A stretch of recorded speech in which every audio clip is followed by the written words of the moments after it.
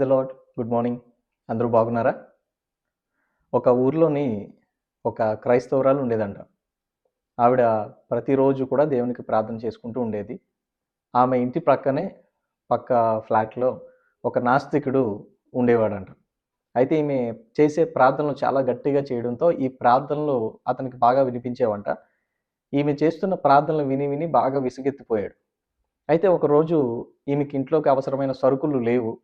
ఆ సరుకుల కోసం దేవునికి ప్రార్థన చేస్తుందంట. దేవా, నాకు ఇలా ఇంట్లో అవసరమైన సరుకులు లేవు. వాటిని దయచేయని చెప్పి చాలా గట్టిగా మొత్తం ఆ లిస్ట్ అంతా కూడా ప్రార్థన చేస్తుందంట. ఈ ప్రార్థన పక్కన ఉన్నటువంటి ఇతనికి వినిపిస్తుంది. ఇతనేమో నాస్తికుడు కదా! ఇతనికి చాలా చిరాకొచ్చేసి, కోపం వచ్చేసి, ఆమె ప్రార్థన ఎలాగో మానదు కదా అని చెప్పి ఈయనేం చేశాడంటే బయటికి వెళ్లి ఆమె ప్రార్థనలో చేస్తున్నటువంటి ఆ యొక్క లిస్ట్ అంతా కూడా గుర్తుంచుకొని సూపర్ మార్కెట్‌కి వెళ్లి కావాల్సిన వస్తువులన్నీ కూడా కొనేసి, అవి తీసుకొని వచ్చి డోర్ దగ్గర పెట్టేసి, బెల్ కొట్టి పక్కకు వెళ్లి దాక్కుని చూస్తున్నాడంట. ఆమె బయటికి ఎప్పుడు వస్తదా అని చెప్పి. అయితే ఈమె ప్రార్థన అయిన తర్వాత ఆ డోర్ మెల్లగా ఓపెన్ చేసి చూస్తే బయట సరుకులున్నాయి. తను ఏదైతే ప్రార్థన చేసిందో ఆ సరుకులన్నీ కూడా బయట కనిపించినియి. వెంటనే దేవా నీకు స్తోత్రం అని చెప్పి ఆ సరుకులు తీసుకొని లోపలికి వెళ్ళిపోబోతుంటే పక్క నుంచి ఇతనొచ్చి నువ్వు నాకు దొరికావు అని చెప్పి అన్నాడంట. ఏమి ఎందుకు అలాగ అంటున్నారు? నేనేం చేశానని చెప్పి అడిగితే దేవుడు లేడు, ఎవరు లేరు. అసలు దేవుడు అసలు ఎగ్జిస్ట్ అవ్వలేదు. ఇయన్నీ సరుకులు తెచ్చింది నేను. నువ్వు చేసే ప్రార్థన వినలేక నేను వెళ్ళి తీసుకొచ్చి ఇక్కడ పెట్టాను. అంతేగాని దేవుడేమో నీకు ఇవన్నీ తీసుకొచ్చి ఇవ్వలేదు అని చెప్పి అన్నాడంట. వెంటనే ఈ స్త్రీ ఏం చేసిందంటే అతన్ని ఒకసారి చూసి పరలోకం వైపు చూసి, దేవా, సాతాను నా కోసం ప్రార్థన చేసేలాగా చేశావు, నీకెన్నో వందనాలు అని చెప్పేసి వెళ్ళిపోయిందంట. చూసారా ఆమెలో ఉన్నటువంటి గొప్ప విశ్వాసం. ఈ మాటలు వింటున్నటువంటి నీ జీవితంలో ఏదైనా సమస్యలతో ఒకవేళ బాధపడుతూ ఉన్నట్లయితే, ఇబ్బందులతో ఒకవేళ నీవు ఉన్నట్లయితే, ఏదైనా నీవు తీర్చుకోలేనటువంటి ఇబ్బందుల వలన చింతిస్తూ ఉన్నట్లయితే గనుక దేవుడు నీతో చెప్తున్నటువంటి మాట ఏమిటంటే, నువ్వు ఎందుకు చింతిస్తున్నావు? ఎందుకో తెలుసా? ఎందుకు దేవుడు ఆ మాట అంటున్నాడో తెలుసా? బైబిల్ గ్రంథంలో 1 పేతురు పత్రిక 5వ అధ్యాయము 7వ వచనంలో ఈ మాటలుంటాయి. చూడండి. ఆయన మిమ్మును గూర్చి చింతించుచున్నాడు గనుక మీ చింత యావత్తు ఆయన మీద వేయుడి. ఆమేన్. ఎందుకంటే దేవుడు నీ కోసం ఆలోచిస్తున్నాడు. దేవుడు నీ కోసం చింతిస్తూ ఉన్నాడు. కాబట్టి నీవు చింతించాల్సిన అవసరం లేదు. నీకు కావాల్సినవి నీవు దేవునికి మొరపెడితే, దేవునికి ప్రార్థన చేస్తే, నీకు ఎలాంటి సమస్య ఉన్నా సరే ఆ సమస్యను ఆయన అనుకోని రీతిలో తీరుస్తాడు. అక్కడ నాస్తికుని ఉపయోగించుకున్నాడు.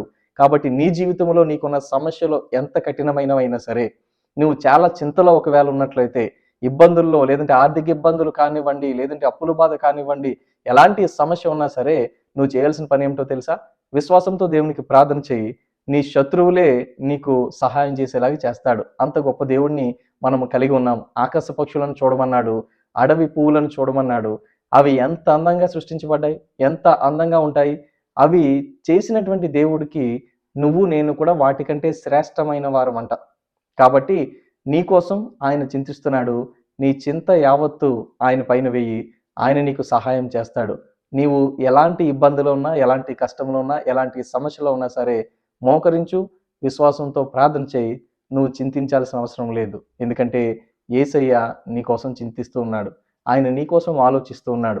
ఈ మాటలు ఒకవేళ నువ్వు నమ్మినట్లయితే కనుక ప్రార్థన చేస్తావా? కళ్ళు మూసుకో, ప్రార్థన చేద్దాం. దేవా, ఈ యొక్క ఉదయకాల సమయంలో మీ సన్నిధానానికి వస్తున్నాం.